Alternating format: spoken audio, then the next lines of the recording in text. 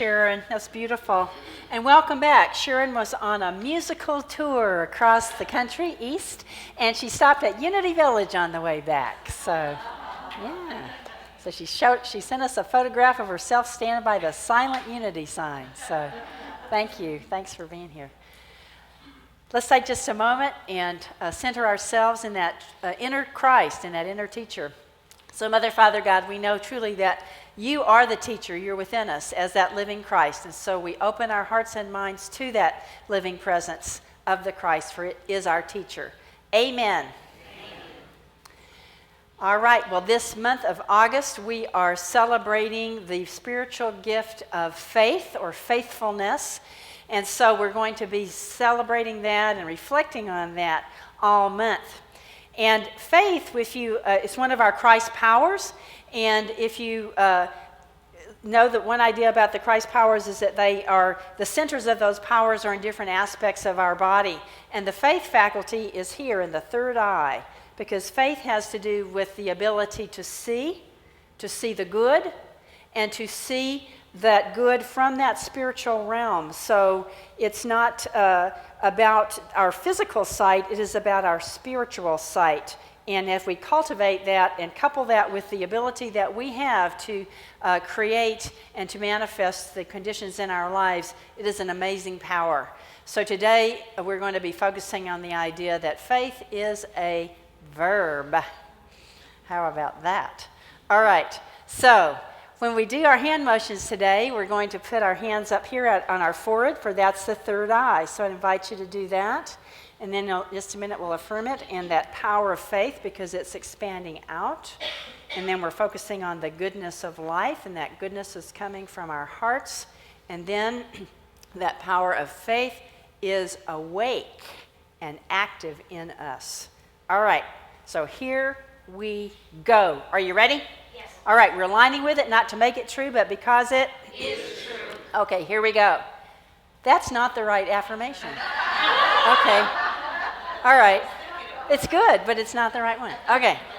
All right. So that's why y'all were looking at me funny. Okay. You thought, okay, whatever. We'll go along with it. Okay. So, anyway. All right. So here, it's on there. Yeah, y'all are good. It's on your blessing slip. It's also on the back of your bulletin. All right. Maria and Gail are on it. Okay. Thank you so much. Okay, so here we go. So here it is. All right. It's on the green slip there. And it's also on the back of your bulletin. You're prepared. Okay, so here we go. So I have to remember. Okay. I have faith in the goodness of life. My faith power is awake and active in me. All right, we're good. Okay, let's do it again. I have to remember it myself. Okay, all right. Here we go. All right. I have faith in the goodness of life. My faith power is awake and active in me. All right, we're good. I can feel the energy. Let's do it the third time. Align with this. Here we go. So put your hands up by your forehead to that third eye, that spiritual sight. And then we'll open our hands to symbolize it going out. And then we'll put our hands in our hearts. And then we'll be awake. All right, here we go. All right, I got to go with it. Okay. I have faith in the goodness of life. My faith power is awake and active in me. All right, I believe you. All right, good stuff. Okay, now we're going to do something else with this. So I want you to turn to one or two or three people around you, and you're going to get to say this to them. You're going to get to look them lovingly in the eye and say, my friend. And you guess what you're going to tell them, right? And you can do it at the same time. You're going to affirm this for them. You have faith in the goodness of life. Your faith power is awake and active in you. Okay, so you ready? If you want to, you don't have to. But turn to somebody and just look them lovingly in the eye and say, my friend.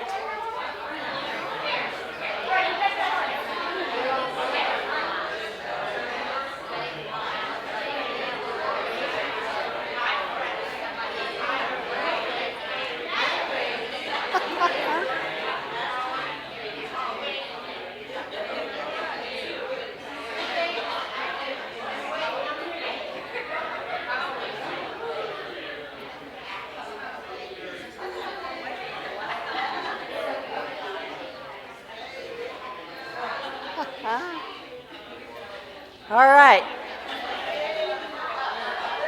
Very cool. All right, so you're seeing that, you're affirming it in each other, and you're saying when that person says that to you, you're saying, yes, indeed, right? Because that's the truth. All right, and we all need that encouragement, don't we? Yes. Because I got to tell you a little joke here. Okay. I read not a few months ago, actually, it was just a few weeks ago, scientists came out and said that there is a new hazard in our Earth environment, and it's a very serious hazard. They say that 90% of the Earth's oxygen is being sucked up by people complaining. Right. Okay. It's a joke. However, it's pretty true, isn't it? That's really the biggest hazard we've got in our environment is griping about stuff instead of doing something, right? So today we're going to talk about taking action from the good instead of sucking up all that oxygen, complaining. All right, so if anybody's having a bad day, you can tell them that joke. Okay, so here we go. So there's a story about a little village that this village was established by this incredible, beautiful waterfall, and it was known all around the countryside for being this gorgeous waterfall, and it was very high and pretty, long across. So one day, it was a big tourist attraction. So anyway, one day, here comes this man through town, and he has with him a big sign, and he goes out to the waterfall by the side there, and he sets up his sign, and his sign says, Antoine the Magnificent, premier tightrope walker. So he sets up his sign, and he and his assistant then proceed to string a tightrope wire across the falls. And of course, this is attracting attention, and they're not saying anything to anybody, but of course, all the townspeople are hearing about this, and they're coming and they're watching him and his assistant stringing this tightrope wire and very curious about what's going to happen. So his assistant is on the other side, and Antoine the Magnificent has on his side of it, he's got a wheelbarrow, he's got this stack of bricks, and of course the crowd is gathering more and more and more, and he's not saying anything, but there, of course, people are curious. They're waiting to see what's going to happen. So once a good crowd is gathered, Antoine he's very, he has on his circus clothes, his tights, and he's got a little beret, and he looks, very showy and very interesting. So he takes his balance pole, and of course, you know what he does. He starts proceeding to walk across this tightrope across the falls. And he does a few tricks, he gets out there and he does a few flips and then he proceeds across the tightrope and he gets over there to the other side where his assistant is, and he comes back and he does that a few times, and you can imagine what the crowd's doing. So let's do that. So we're watching Antoine go across and you're going, ooh, ah, you ready? Ooh, ah, okay. And so he's going back and forth, and then when he turns a flip, the crowd goes, woo! All right. So he does this a few times, and then he comes back and he gets his wheelbarrow, and it's empty, and then he wheels his wheelbarrow, starts going that across, and you can imagine the crowd's going, ooh, ah, ooh, ah. So he comes back with the empty wheelbarrow, and then he takes those bricks and he puts them in the wheelbarrow, and he starts across, and the crowd goes, whoa, ah, oh, ah. All right, so he goes back and forth. So then he comes back, he puts the wheelbarrow aside, takes the bricks out. He goes back over a few more times, and he comes back, he takes his empty wheelbarrow, and this time he goes over, and remember his assistant is still on the other side. And he says to his assistant, and the crowd goes, ah! So the assistant gets in, and he wheels the assistant across.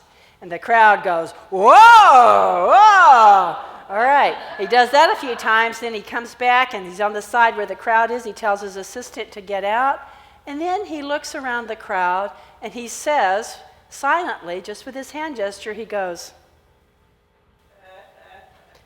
somebody get in. Do you think anybody took him up on it? No. No way, right? No way. But faith is a verb, so we can sit around and we can watch Antoine the Great or whoever, put in whatever the name is or whatever the thing is, and we can watch all these great things happening to other people. We can watch other people taking risks. We can clap. We can go, ooh, ah. We can go, that's wonderful, that's magnificent. We can see that Antoine the Magnificent has incredible skill, but sometimes when it comes to, you want me to get in that thing? And so what happens to us? Where are we left standing? On the sidelines, right? We're left standing on the sidelines. And so the invitation to us spiritually is to get off the sidelines and get in the wheelbarrow, right? Get off the sidelines and get in the wheelbarrow so that our lives can be different.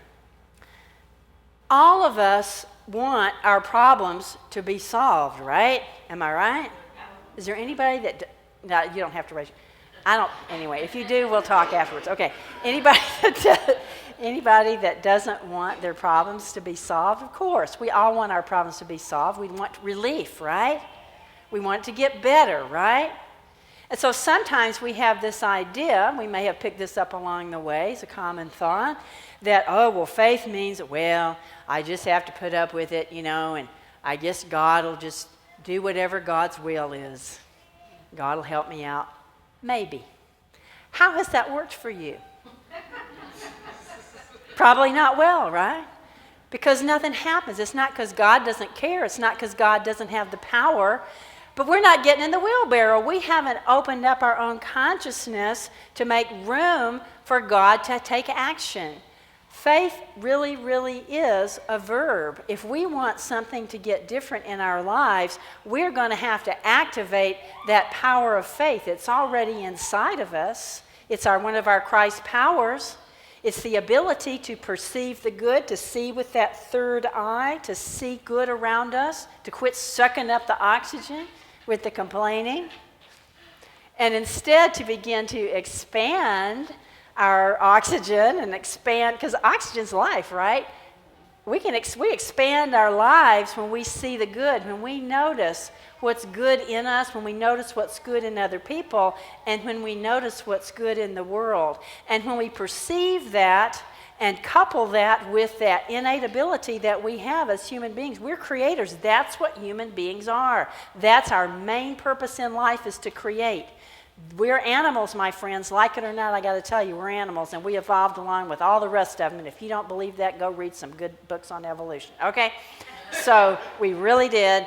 And what's different about us is that our brains are different. Our brains can think abstractly. We can perceive what's not in our immediate experience. And as we do that, and the purpose for that is not so that we can worry, okay? We use it to worry, but that's not really the purpose. The purpose of that ability to think and to perceive what's not in the present moment, but to think about the future and so forth, is so that we can create. That's what human beings are. We are one of the matrices, one matrix through which God creates. Through our minds, through our ability to think, through our ability to feel. And so the only question we ever really have is, what do I want to create from? Do I want to create from fear and create more monsters in the world? That's an option. And sometimes we do that, do we not? Or do I want to go into my God nature and create from that spot? Do I want to create from that deeper consciousness, from the awareness of good, and create more good in the world? That's always an option. And we're always, as human beings, in the process of learning how to do that. That's what we're doing. We're living in an interesting time, are we not? When there's a lot of upheaval, and it's not always pleasant, and it's disturbing. Well, there's an opportunity in that. It's not a bad thing. It's unpleasant, and it's uncomfortable, and it's scary. The opportunity is to go, am I going to contribute to that? Or am I going to come from a new place? Am I going to see it differently and create from the good? Because what's happening is that whatever, we know this in Unity, is called chemicalization. It's when we go for what is better, when we go for what is good, when we go for what is the highest and best, everything that is unlike that, I got to tell you, it's going to come up in your face, and it's going to come up in a dragon suit, and it's going to go, try to scare you. Go, I know what you are. You're just stuff that's leaving. That's all. I give you no power. You have no power in my life. You have no power in my world. Go on, get out of here. You dissolve into the nothingness from which you came. And that is the truth. Everything is a thought form. in the human world. It is a thought form. And so what thought forms do I want to create? We notice them. We don't pretend like they're not there. So when that, dragon suit comes and wags its tongue at you, go, I see you. I see you. Just old thoughts in me and whatever. Let you go, dissolve you. The power of the Christ, dissolves this and releases it and lets it go. And come from that deeper place and say, Lord, let me see reality. Let me see the truth. And claim that deep reality for yourself, for your own healing, for your own spiritual growth, and for this world. We are a world in recovery. Are we not? Yes, indeed. That kind of came to me a couple of weeks ago. We're a world in recovery. And just like a family that gets in recovery from addiction, if somebody in that family has the disease of addiction and they start to realize it, the family hits a bottom and somebody in the family decides to get help, well, not everybody in the family is happy about this. I found that out a long time ago. That's okay. They don't have to be. Just somebody in that family is making a choice to do something different, is to let go of the disease, so to speak, or the negativity or the problems, and come from a deeper place of God and start some spiritual practices or increase that spiritual practice and do what Sharon was singing about. Come to that place of trust and faith. And when that happens, and everybody else is going to do what they do. They're just going to do what they do. And it's okay. Because there's enough consciousness. If one person chooses to do something different, I'll tell you, those ripples ripple out, and it doesn't matter. People don't even know what's going on. It doesn't make any difference because the God energy is activated because we are choosing it. Are you willing to choose that in your consciousness? Yes, absolutely. Choose to see the good. Choose to say, Lord, let me see. Choose to exercise your power of faith and get in that wheelbarrow and say, okay, I'm ready. I am, anybody that gets in that wheelbarrow is you're willing to bet your life, literally, on the goodness of God. Sometimes we bet our lives every day. The question is, what am I betting my life on? Am I betting my life on the power of my own cynicism? Go for it. You'll just get more cynicism. You'll get more negativity. How do I know this? Oh, I don't know. Okay. All right. And when we're willing just a little bit to bet our lives on the goodness of God, amazing things happen. The doors open, right? And we start to have a different life. And I know all of us here have already said yes to that goodness of God, or else you wouldn't be sitting here today. So it's not, oh, you've never done that. Of course you do. You do it a lot every day. My invitation is just to continue to say yes to that goodness, to strengthen yourself, to strengthen each other, and to keep saying yes, to keep letting that door to good open up. Because that is the pathway to life. So faith is an activity. It's an activity of our willingness to grow. It's an activity of our willingness to say yes to God. It's a willingness to speak up and to let ourselves be heard and to say, yes, God, I want you to heal me. I'm not talking about some God floating around out here sitting on a cloud. No, I'm talking about the God level of consciousness within ourselves, that Christ power within us, as I'm willing to say yes to that. Are you willing to say yes to that? Yes. Absolutely. All right, I want to share this story with you. I love this story. I say this every Sunday, but it's true. Every story I read is my favorite story. Okay. This is a really good one. They're all good. I love this man. This is Bartimaeus. And Bartimaeus was a person who was differently abled. He did not have physical sight. Something had happened along the way that he had lost his sight. And so he didn't have many options in that time and that place. And his only option was to be a beggar. And so that's what he was doing. But he had a bigger vision. Even though his physical sight was not operating, he had a much bigger vision of himself and of what was possible. And he was willing to get in that wheelbarrow. So here's this beautiful story. So Jesus, and this is from the Gospel of Mark, chapter 10. And so, starting with verse 46. So Jesus and his disciples, is referring to, they came to Jericho. And as Jesus and his disciples and a large crowd were leaving Jericho, Bartimaeus, the son of Timaeus, that's what Bar means son of, so Bartimaeus, the son of Timaeus, a blind beggar, was sitting by the roadside. So you can imagine that his life was pretty small. That's kind of what he had to do every day. That's the option that was available to him. But he did it. He took what was available to him and he was out there every day. He was doing what was available to him. But when he heard that it was Jesus of Nazareth that was coming by, he began to shout out. That's powerful. So obviously somewhere along the way he'd heard about Jesus, and he had heard that Jesus was a man of God, that Jesus was somebody that loved people, that Jesus was somebody that loved God, that Jesus was somebody that in that energy of that relationship he had with God was a space for healing. So somehow Bartimaeus had heard about that, and it sparked in him this idea that he too could connect with that healing power. And that's always a necessary part of faith, right?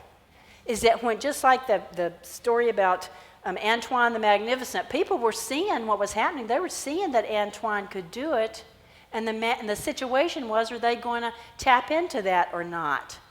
Well, Bartimaeus was willing to take the risk. He was saying, I've heard about this Jesus, I've heard about this man, and I've heard too, something else important, that Jesus is not a snob. That Jesus is willing to talk to anybody. So even though I'm just sitting here by the road, Jesus is probably willing to talk to me because I've heard that he hangs out with sinners and prostitutes, so I guess he'll talk to me, huh? Okay. That Jesus is not a snob. That's so important to understand that Jesus is no respecter of this goofy thing that we do as human beings, putting everybody in a little slot here. That's a human, interesting, fear-based way of looking at things. And Jesus didn't buy into that one single little bit. So Bartimaeus had hope. So he calls out. He began to shout out. So he wasn't shy. He was claiming his good. He said, Jesus, Son of David, have mercy on me. He's saying, come on. Open up some space for me. Well, you can imagine what other people did. Do you think they encouraged Bartimaeus and said, that's so good, Bartimaeus. Thank you so much for claiming your good. What did they do? They shushed him. They said, shut up. You're bothering him or whatever. They sternly said no. Have you ever seen that? It happens sometimes within ourselves. It happens sometimes outside, but the main place it's happening is within us. You reach for your good, and the thoughts say, shut up and sit down. Don't you know your place? Well, Bartimaeus was having none of this. That's why I like him. I can just see him. He's so funny. He's having none of this. Okay, so it says, many sternly ordered him to be quiet. But he cried out even more loudly, Son of David, have mercy on me. That's the thing to do when you find those thoughts saying, shut up and sit in your place. You just say, no, you shut up. And you call out more loudly to that Christ and that power within you. So Jesus heard this. So verse 49 is interesting. Jesus stood still. Jesus stood still. So that took that moment to be quiet. So in ourselves, we take that opportunity to be still, to be quiet. And then we hear the Christ saying, as Jesus did, he said, call him here. Call him here. How gracious. How gracious. So that's what the Christ is always saying to us. Come on, come here. I'm here. And so then they called to the blind man, saying to him, take heart, get up. He's calling you. You know what? When I think about those people that were trying to shush up Bartimaeus, yeah, what they were doing was mean. But you know what? They weren't doing it from a place, I think, of meanness. They were doing it from their own place of inadequacy. They were probably thinking, come on, who are we? We're just little people. We're nobody. Let's don't embarrass ourselves here. Let's don't take a risk to get shamed and hurt and embarrassed and disappointed. We've all got that living in us, don't we? We've all got it living in us. So we need to address it, and we need to heal it, and we need to not let it run our lives because God's got something much bigger for us. And so then they were heartened because Jesus had said, okay. And so then they were crawling out of their shame and out of their smallness and out of their disappointment and out of their hurt. And so then throwing off his cloak, Bartimaeus sprang up and came to Jesus. He took that action. He moved out. He moved out with that energy. Just what we were doing earlier this morning when we were talking to each other. We're moving out on that energy. And friends, that's the energy we need to move on. That's the energy that we need to take action from. Move out into that Christ presence because that indeed is the activity of faith. And so then Jesus was always doing this. I love it. He didn't just, okay, you're healed, Bartimaeus. No. What did he do? He says, Bartimaeus, what do you want me to do for you? It's like, don't you know? Okay. But that's a necessary part of the healing because we have to claim it. So the Christ says, do you really mean it? What do you want, really? What do you really want? And that's the place where honesty comes in. That's the place where authenticity comes in. That's the place where courage comes in. That's the place where confidence comes in. That's the place where, I'll tell you, my friends, we have to step out of our own little baloney view that we have of ourselves, and we have to step up to the plate, and we have to claim it. And we have to say, I'm good enough to tell you what I want, God. And God, of course, always says yes. But we have to do that work not because God doesn't care, because God's being mean, but God can't get in if the scared part and the shamed part is guarding the door. God can't get through that. We're the only ones that limit it. So Jesus says, what do you want me to do for you? And the blind man said to him, my teacher. I love that, my teacher, because he knew he didn't know everything. So Jesus was his teacher. The Christ is our teacher. He says, let me see again. Let me see again. And in Bible stories, there's a lot of symbolism around blindness. And certainly we can take this story in many levels, and we should. It can mean physical blindness. It can mean spiritual blindness, which is always the deeper meaning. Is let me see really who I really am. Let me see with my spiritual eyes, because that's the really important sight. And so Jesus said to him, go, your faith has made you well. Jesus didn't say, I made you well, aren't I wonderful? He never says that. Have you noticed that? He never says that. When he says something about it, he's always saying, go, your faith's made you well. Your faith has made you well. Your faith has made you well. Because it's the faith is what opens the door. It's the action, it's the verb. And so immediately Bartimaeus regained his sight and followed Jesus on his way. So again, we can take that on many levels and should. Most importantly, he gained his spiritual sight. He saw himself as he truly was. He understood that he was a worthy and worthwhile child of God. Faith is an activity. Faith is the ability to see with our spiritual eyes, with that third eye, to see the good. And it's the ability to focus on that good in our words, in our actions, in our willingness, and thereby create that good in our lives. Faith is a verb. Let's pray. Sweet Spirit, Mother, Father, God, we're grateful today to be here. We're grateful for the power of faith, and we're grateful for your love and support, and through our own consciousness, through each other, to have the courage to step out and activate that faith. And so it is. We affirm this through the power of the loving, living Christ presence. Amen.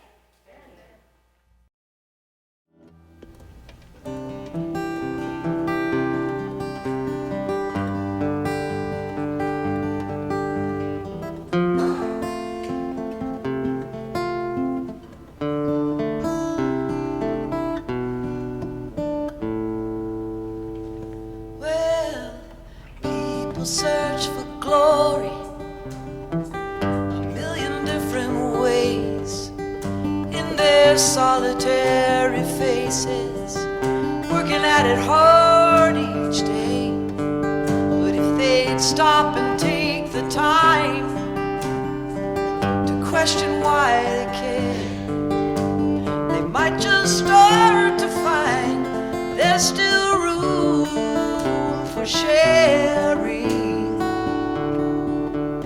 It's like we go around in circles when there's no love in our lives. Just an empty game we're playing. All we do is mark the time. And if we get our name in the papers and make a lot of money, have we satisfied our hunger in the search for glory? You know that the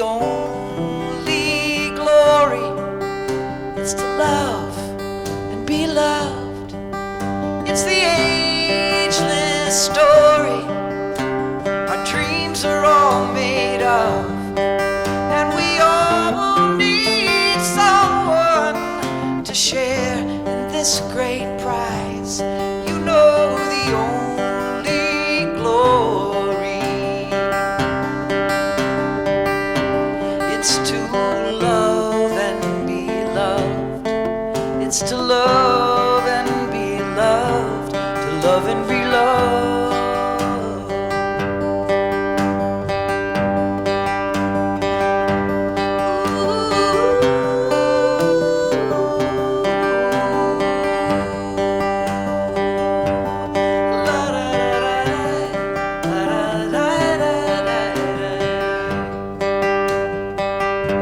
And we're all driven by desire for something in our lives, climbing always higher and higher, always searching for the light.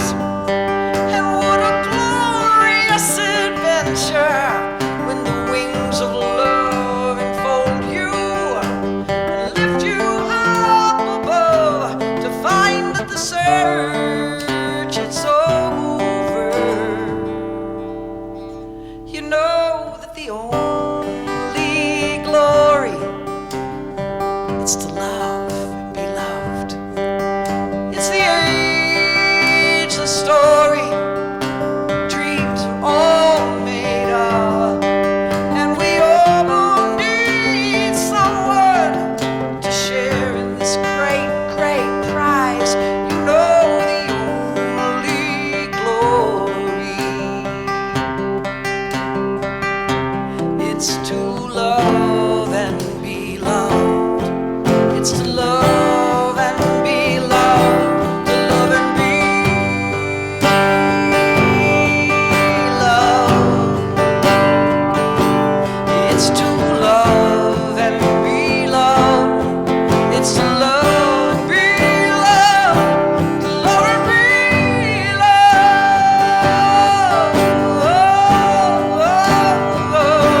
It's to love and be loved.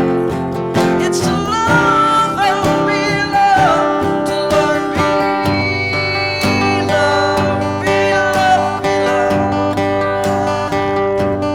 It's to love and be loved.